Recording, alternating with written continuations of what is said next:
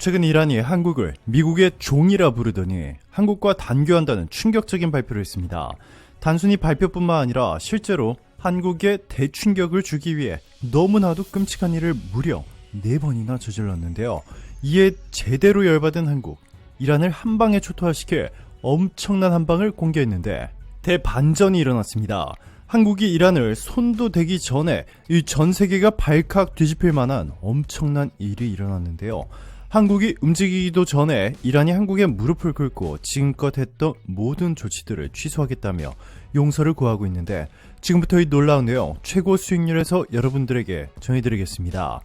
최근 이란은 미국과 한국은 주종 관계, 즉 한국은 미국의 종이라며 도발을 시작했습니다.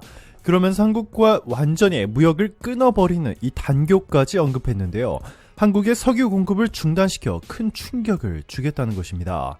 이란이 한국을 도발한 것은 이번뿐만이 아닙니다. 도널드 트럼프 전 미국 대통령은 2018년 5월 이란 핵합의 파기를 선언했을 당시에 미국은 곧이어 대이란 제재를 시작했고 이란 은행으로 가는 자금줄이 막혔습니다. 한국이 이란에서 구매한 원유에 대한 대금 약 70억 달러, 8조 6천억 원 규모도 여기에 포함됐고 한국은 이란에 보내주고 싶어도 보낼 수 없는 상황이 됐습니다. 그런데도 이란은 한국을 비난하며 한국 케미호 나포 사건 역시 결국 이 대금을 돌려달라는 이란의 인질극이었던 것입니다. 우회적인 방법으로 한국이 이란의 돈을 돌려주는 여러 가지 방안이 있었음에도 이란은 한국의 선을 넘는 이 충격적인 선택을 한 것인데요. 이란 혁명 수비대는 2020년 1월 4일 호르무즈 해협을 지나던 우리 유조선을 해양 오염 혐의로 납치했습니다. 우리 정부가 한국 선박 나포가 인질극에 해당한다고 주장하자 다음날 알리 라비에이 이란 정부 대변인은 이란 자금 70억 달러를 인질로 잡고 있는 것은 한국이라고 반박했습니다. 이어서 그해 4월 이란의 보수 매체 카이하는 편집장 김영 칼럼을 통해 이란은 한국으로 향하는 화물선 또는 한국에서 출발한 선박을 폐쇄해야 한다라며 이들이 이란에 진 70억 달러의 빚을 갚을 때까지 통행을 절대 허용하지 말아야 한다라고 주장하며 한국을 위협했습니다. 국제사회는 한국의 편을 들어주었습니다. 이란은 한국을 상대로 한 도발 이외에도 심각한 일들을 벌이며 국제사회의 강한 비난을 받고 있는데요. 최근 이란은 우크라이나와 단교를 선언하더니 러시아에 드론과 미사일까지 공급한 사실이 밝혀지면서 국제사회에 큰 충격을 주었습니다. 하루빨리 전쟁을 멈추게 하려는 한국과 서방 국가들의 노력을 비웃기라도 하듯 러시아에 이란산 드론과 미사일을 대규모로 보낸 사실이 알려졌습니다. 러시아가 이란제 자폭 드론으로 우크라이나를 공격하고 있는 가운데 이란이 사거리 300에서 700km 정도의 지대지 단거리 미사일도 러시아에 제공하기로 했다고 로이터 통신이 18일 보도했습니다. 통신은 이란의 고위 관료 2명과 외교관 2명의 말을 인용해 이란의 모하마드 모흐베르 수석 부통령이 지난 6일 러시아 모스크바를 방문해 미사일 등 무기 제공에 합의했다고 전했습니다. 이번 방문에는 이란 혁명수비대 고위 관계자 2명과 최고 국가안보위원회 관계자 1명도 동행했습니다.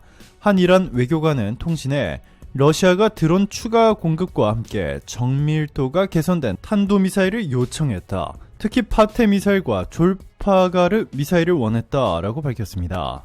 다른 관계자는 그들은 단거리 미사일 외에 중거리 미사일을 포함해 많은 미사일을 원했지만 우리가 조만간 제공할 수 있는 미사일은 졸파가르와 파테 100 미사일 몇백 기 정도라고 통보했다라고 말했습니다. 그는 언제 미사일이 제공될지는 정확하게 말하기 어렵지만 곧 2-3번에 나눠서 수송될 것이라고 덧붙였습니다. 파테 미사일은 옛 소련이 개발한 스커드 미사일을 대체하기 위해 이란이 2002년부터 실전 배치한 고체 연료 미사일입니다. 이란이 러시아에 제공하기로 한 파테 100 미사일은 사거리가 300km로 알려졌습니다. 이란 관리들은 그동안 러시아에 제공하지 않고 있다고 주장해요. 샤헤드 136 드론을 러시아에 수출하기로 한 사실도 확인됐습니다. 이 드론은 충격이 가해지면 폭발하는 작은 탄두를 실을 수 있어 이른바 자폭 드론으로 사용될 수 있습니다. 볼로디미르 젤렌스키 우크라이나 대통령은 17일 러시아가 이 드론을 이미 2,400기 주문했으며 계란2라는 이름을 붙인 뒤에 자국 공격에 동원하고 있다고 주장했습니다. 이란은 그동안 이 드론의 러시아 수출을 부인해왔습니다. 블라디미르 푸틴 러시아 대통령은 지난 9월 장거리 비행이 가능한 아라시2 공격용 드론도 요청했으나 기술적 문제 때문에 이란 쪽이 이를 거부했다고 이란 관리들이 전했습니다. 한 관료는 혁명수비대 사령관들은 러시아가 이 드론을 우크라이나에서 사용할 경우 드론 기술 정보가 미국 쪽으로 흘러들어갈 가능성을 우려했다라고 말했습니다. 로이터는 이란의 미사일 제공에 대해 브리핑을 받은 서방의 한 관료도 두 쪽의 합의 사실을 확인했다고 전했습니다. 유럽 한 국가의 외교관은 러시아가 서방의 제재로 자체 무기 생산에 어려움을 겪으면서 이란과 북한 등에서 무기를 수입하는 방안을 추진해왔다며 드론과 미사일은 이런 움직임의 논리적 다음 단계라고 지적했습니다. 이란의 이러한 너무나도 충격적인 선택에 한국뿐만 아니라 세계 주요 나라들이 이란의 강력한 보복을 예고했는데요. 그 중에서도 특히 최근 한국과 가장 친밀한 관계를 만든 사우디가 가장 먼저 나섰습니다. 이란이 한국에 대한 충격적인 발표를 한 직후라 일부 외신들은 사우디 빈살만 왕세자가 한국을 대신해 이란에 제대로 복수를 해주고 있다라는 보도들을 쏟아내고 있습니다. 한 관계자에 따르면 한국이 이란에 의존하던 석유 규모 전체를 훨씬 뛰어넘는 수준으로 사우디가 한국에 평생 안정적으로 공급해준다는 파격적인 발표를 한 것으로 알려졌습니다. 사우디는 한국이 이란으로부터 교역 중단 위협을 받고 있다는 사실을 충분히 인지하고 있다라며 이 같은 폭탄 발표를 했습니다. 사우디의 석유 수출 비중을 보시면 한국이 무려 13.4%에 육박합니다. 중국과 일본이 한국보다 비중이 높지만 각 나라 인구수를 비교해보면 사우디가 한국에만 이 압도적으로 많은 규모를 보내주고 있는 것입니다. 사실 사우디와 이란은 오래전부터 끊임없는 적대 관계였습니다. 이 중동의 강대국 사우디아라비아와 이란은 이 지역에서 우세를 점하기 위해 치열히 투쟁해왔습니다. 불화는 수십 년 넘게 이어졌는데 이 교파 차이가 이를 더욱 악화시키고 있습니다. 두 나라 모두 이슬람이지만 이란은 대부분 시아파 이슬람 교도인 반면 사우디는 수니파 이슬람 세력이 지배적입니다. 이 지도는 중동 내 수니파 세력 분포도인데요. 색이 진할수록 세력이 강한 곳입니다. 사우디와 이란이 극과 극임을 한눈에 알 수 있죠. 중동의 다른 나라들은 지원이나 지도 등을 기대하며 각각 이란이나 사우디아라비아에게 의존하고 있습니다.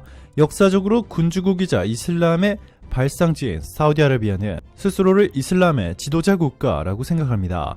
그러나 1979년 이란에서 이슬람 혁명이 일어나면서 혁명적 신권주의라는 새로운 정치 체제의 국가가 나타납니다.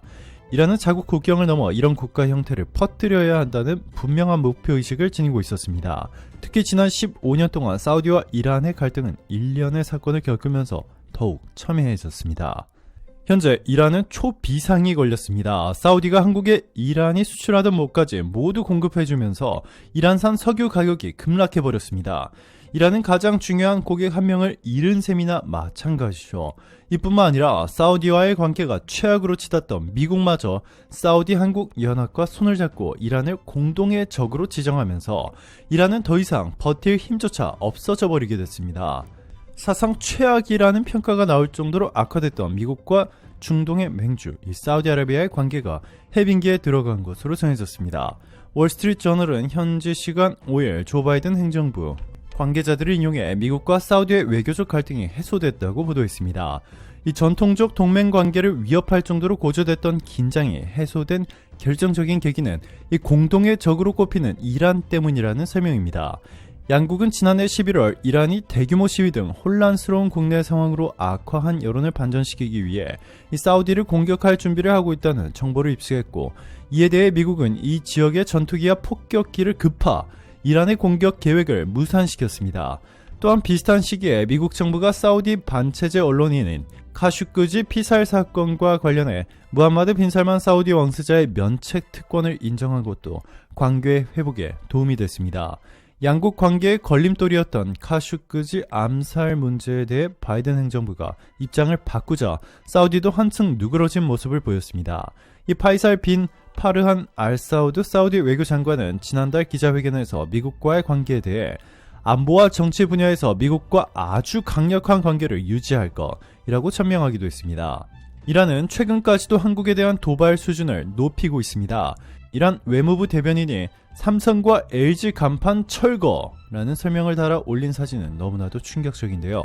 하미드 레자 가즈니비 이란 가전협회 대변인은 이란 중도 성향의 언론 함샤리에 한국의 삼성과 LG는 이란 정부에 세금을 내지 않고 밀수까지 해 이란 현지 업체와 불공정하게 경쟁했다 라는 가짜뉴스를 퍼뜨리며 이란 내에서 한국 제품에 대한 불매운동이 퍼지도록 조장하기도 했습니다.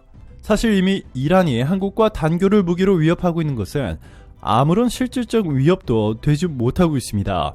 한국이 석유를 수입하는 국가별 비중을 보시면 사우디가 압도적인 1위로 이란의 목 이상으로 한국에 너무나도 안정적으로 공급해주고 있는 가운데 한국의 LNG선 100척을 몰아준 UAE도 한국에 엄청난 규모의 석유를 공급해주고 있습니다.